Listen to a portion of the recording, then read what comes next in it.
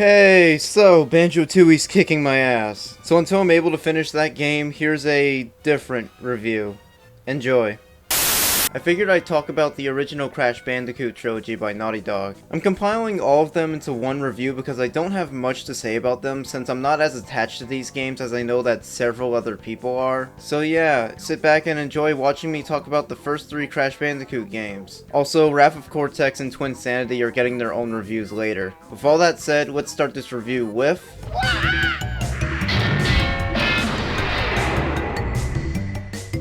Crash Bandicoot is a game released in August 1996 for the Sony PlayStation. Essentially, this was their answer to Super Mario 64. Both games that came out in the same year, just a few months apart from each other. Actually, the first ever Crash game that I got to play was the Wrath of Cortex on my cousin's PS2. So I guess I would say this was my Crash game growing up. Whoops.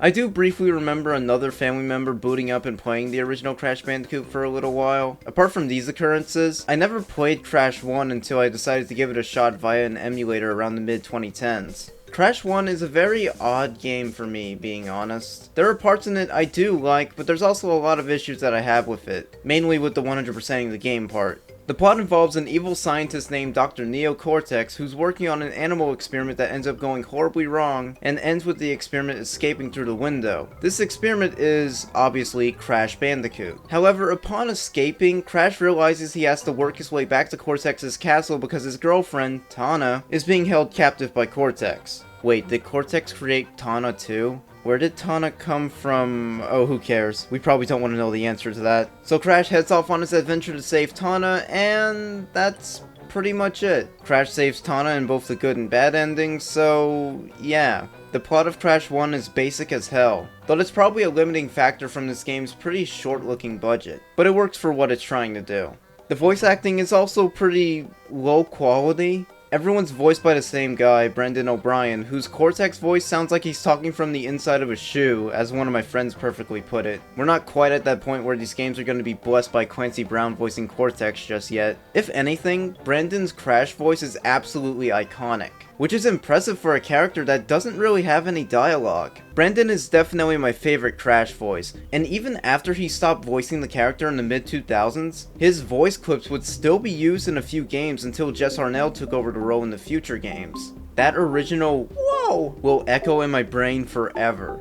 Help me.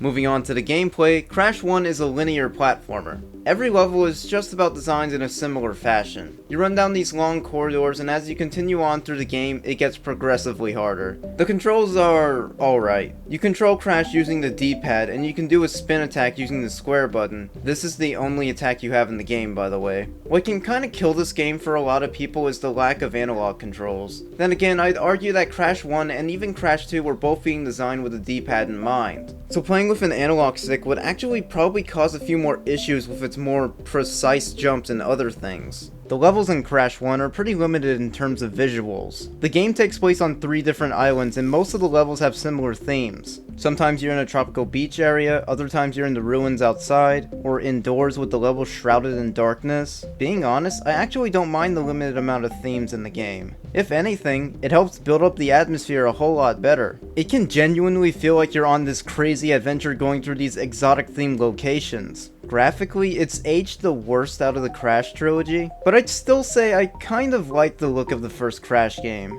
I think Naughty Dog did a fine job with what they had. I just love the cartoony art style they went with. It actually helps the game age a little better in terms of visuals. The first few levels feel very simple to me in difficulty. They're all decent fun, for the most part. In the levels there are these wooden boxes to smash open. Inside of them contains Wumpa Fruit, the coins of Crash Bandicoot pretty much. Collecting 100 Wumpa Fruit can get you an extra life. Most boxes contain just one Wumpa Fruit, though sometimes they could have way more, especially in specifically marked boxes. There are also life boxes to smash open, which are nice. The one box you need to avoid are the TNT boxes. Spinning into them can cause them to explode immediately, and hopping on them can start a countdown timer until it explodes, so be careful. There is a pretty helpful power-up in the form of Aku Aku, a tiki mask that floats by Crash whilst also giving him another extra hit from enemies. Collecting 3 Aku Aku masks can also grant you invincibility and faster speed for a short while, which is pretty nice. Like I said, the levels get progressively harder as the game goes on, and every 5-ish levels there's a boss fight.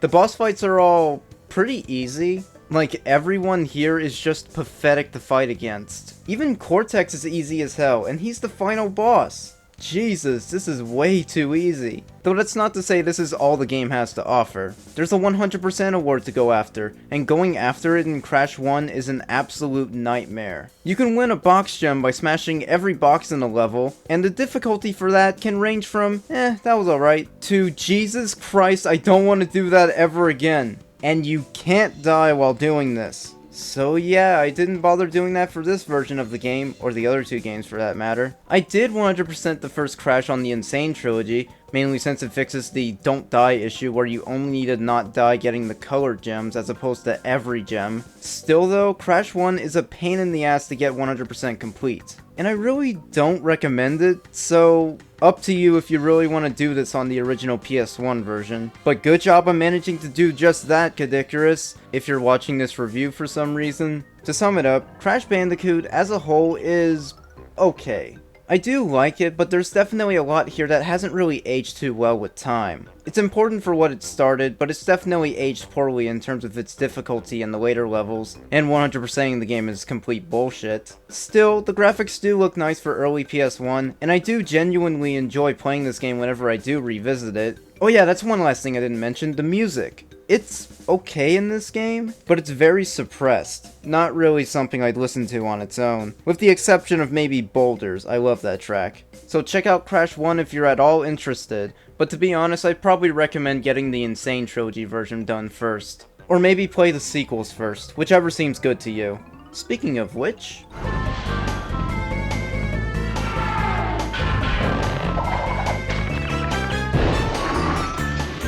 Crash Bandicoot 2, Cortex Strikes Back. Crash Bandicoot 2, Cortex Strikes Back. This is where the series really took off in terms of quality. This is of course thanks to Crash 1 selling a shit ton of copies. Because of that, Naughty Dog ended up getting a much bigger budget and proceeded to improve upon a lot of the aspects from Crash 1 to make a pretty excellent sequel. The plot of Crash 2 is a bit more detailed. After being defeated, Dr. Neo Cortex stumbles across a new power source in the form of purple crystals. To get more of these crystals, he puts together a plan to trick his old experiment, Crash Bandicoot, into collecting all the crystals for him.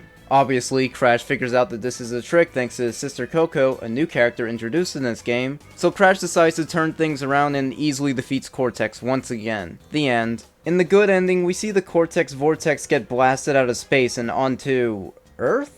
Does this universe take place on Earth? Yeah, whatever. Earth.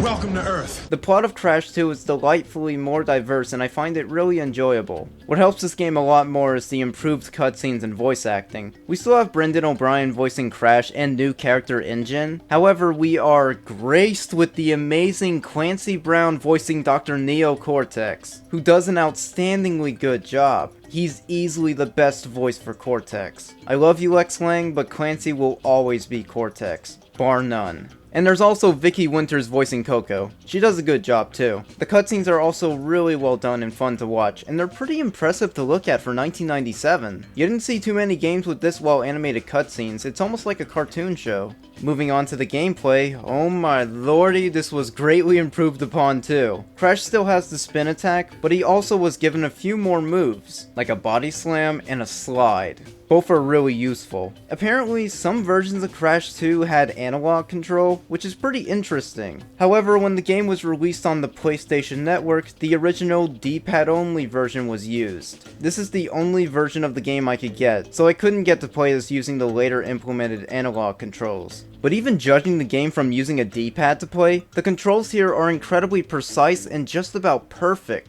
This is a major highlight for Crash 2. The controls and physics are so good. This aspect and the added special moves really make playing all these levels really fun. The levels in Crash 2 have a lot more variety, sort of. We have brand new themes that get implemented, though a lot of it still repeats later on in the game. We mostly have snow-themed levels with a few tropical jungle themes, and some futuristic ones near the end game. Crash 2 is still a linear platformer, so all the levels are very straightforward and easy to navigate. This time, however, you're gonna have to collect these purple crystals in levels that are tied to the plot of the game. You need to get the crystals, otherwise you won't be able to progress in the game at a certain point. This game has about 5 hub areas with 5 levels and 1 boss fight each. There's 25 levels in Crash 2 as opposed to the 32 levels in Crash 1. So the game can be pretty short if you just go after the crystals. The sharp difficulty spike from Crash 1 is gone, so Crash 2 is definitely a whole lot easier to play than before. There is this new obstacle called Nitro Crates, a new staple for the series, and avoid these boxes at all costs. They explode on touch and can take away lives / Aku Aku masks without mercy. I'm sure the analog controls can make playing this game much easier, but I'd still say D-pad is the way to go, especially since the first 2 Crash games were designed with the D-pad in mind, since Crash 2 was released just before the DualShock was a thing. I could be wrong about that though. I enjoy playing through just about every level in the game, with the exception of Cold Hard Crash, for obvious reasons for those who have played the game, and these 2 kinda shitty jetpack levels. I hate them because they control like ass, and I just don't have fun playing these 2 levels. I even went out of my way to get the box gems in both levels so I wouldn't have to replay these ever again. At the very least, it's only 2 levels, so whatever. Also, yeah, the box gems were brought back, but now you can beat levels and still get the gems even if you end up dying trying, which is nice. Though there are some gems that can only be accessed through these death routes, that only appear in specific parts of the levels as long as you don't die, clearly. With that said, 100% in Crash 2 is much easier to do, especially with that save load option in the hub areas. That's nice, but still, Cold Hard Crash can go fuck itself. The graphics in Crash 2 are greatly improved, thanks to the much higher budget. This game looks incredible for the PS1, and once again, the cartoony art style really helps the game age gracefully in terms of looks. It's so vibrant in terms of colors, and I love the look of almost every single level in this game. So damn good. Speaking of good, the music in Crash 2 is probably my favorite out of the whole trilogy. It has a ton of variety with every single level. It's catchy, memorable, and just overall really well made. It's definitely a major upgrade from the first game's underscored soundtrack. The boss fights in Crash 2 are pretty decent. Some are easier than others, but most of them consist of pretty fun little puzzles to solve in order to beat the boss fights. Dr. Cortex is still piss easy though. I'm not kidding, watch how fast I ended up beating him. You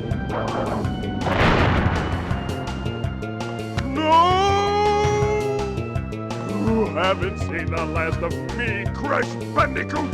God, I love that line delivery from Clancy. That made beating the boss fight easily so much worth it. To be honest, there's not really a whole lot else for me to say about Crash 2, apart from the fact that it's an amazing improvement over Crash 1, and it's the type of sequel that almost all sequels should strive to be. It builds off the first game and improves upon a lot of the issues the first game had. The cutscenes and voice acting are both great to watch and listen to. Almost every level in the game can be really fun to play, and Crash controls amazingly in this game. Crash Bandicoot 2 is a much improved sequel that I highly recommend to anyone as their first Crash game if they haven't tried any other game in the series. Related to Crash 2, I also recommend Oney Play's Let's Play of Crash 2. It's easily probably the best Crash 2 Let's Play ever, and it's definitely my favorite series from that channel. Though a bit of warning, they make some pretty edgy jokes. So check that series out, along with checking out Crash 2 too.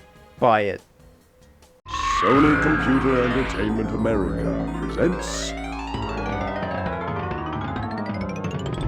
a Universal Interactive Studios production. A game created and developed by Naughty Dog.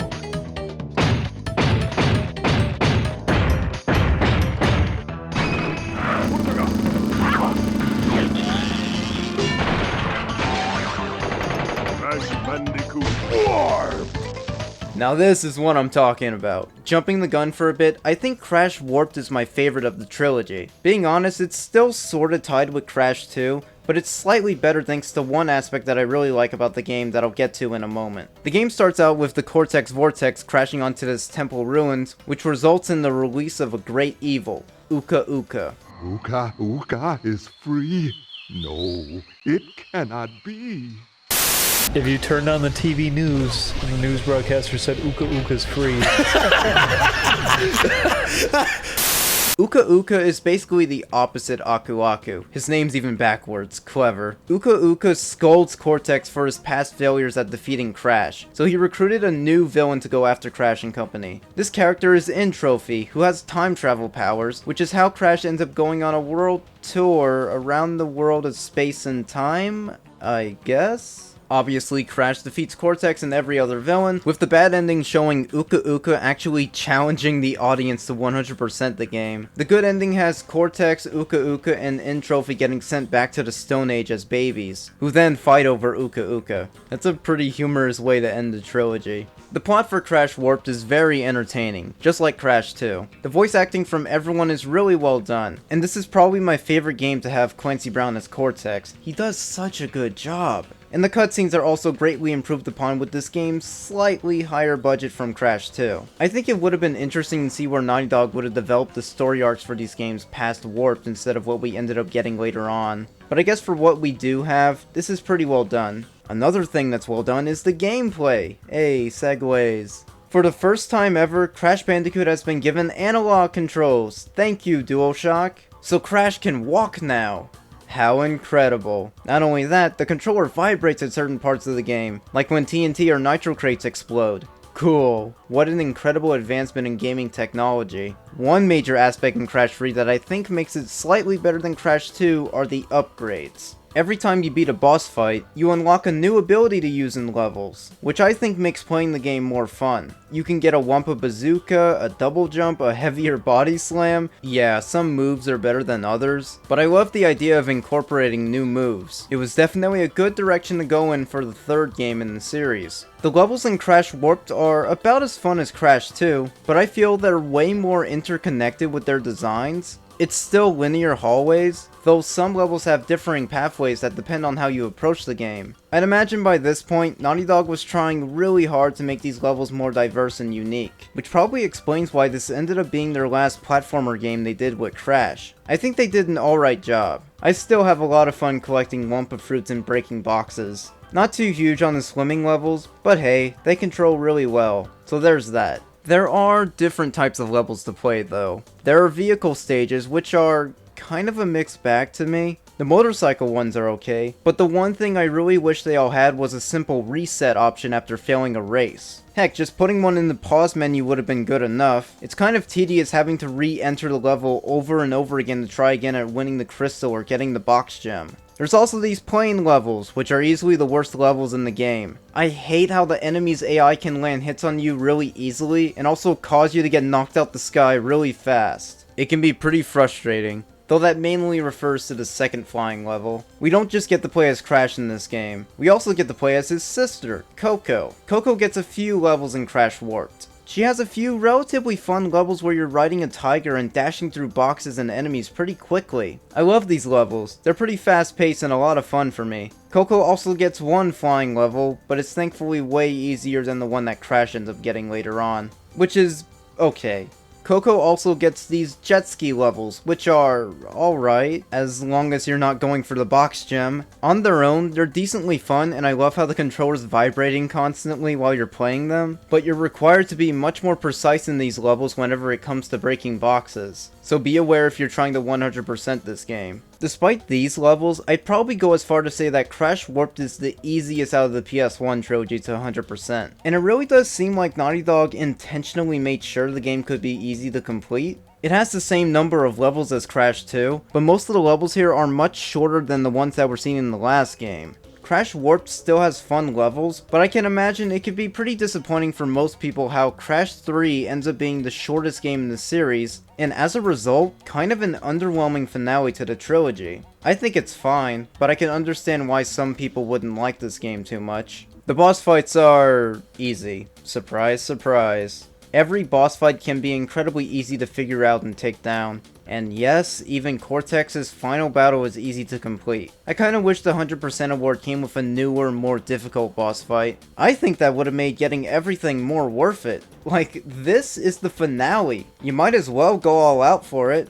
Oh well. I will say the graphics for the Crash games have definitely peaked here, but I do think Crash 2 still looked more colorful and vibrant than a lot of the levels in Crash Warped. Still though, Crash Warped looks really good, for PS1 standards at least. The soundtrack for Crash Warped is also good, but once again I would say I still prefer Crash 2's score more. The Crash Warped main theme is my favorite Crash theme in the series, but the soundtrack has it repeated in most levels, which can sorta kill the variety that Crash 2's soundtrack had. I still like it, and it's certainly the most accessible soundtrack in the series to most people. Crash Bandicoot Warped is a good, if sort of underwhelming end to Naughty Dog's run with Crash Bandicoot platformers. It improves some aspects in Crash 2, though not by much. Still, I love most of the levels in this game, the new movesets are a very inspired idea, the music is good, and the cutscenes are a lot of fun. A decent cap to the series, though it does leave you wishing for a little more. And this ends my review of the original Crash Bandicoot Trilogy by Naughty Dog. It's pretty sad to see them abandon Crash after just a few games, but the 3 that we did get from them are extremely memorable and can vary in how much fun they could all be. The Crash Trilogy will definitely be remembered for generations, and I still recommend this series to anyone into platformers of any kind. I am fully aware of the Insane Trilogy, and I would recommend this compilation for anyone who hasn't played these games yet, though I would still recommend checking out the original PS1 versions, since there are aspects in them that I prefer over the remake. I'll definitely look at the Insane Trilogy in its own video at some point in the future. Until then, thank you so much for watching, and I'll see you all later on for this piece of crap. Shit.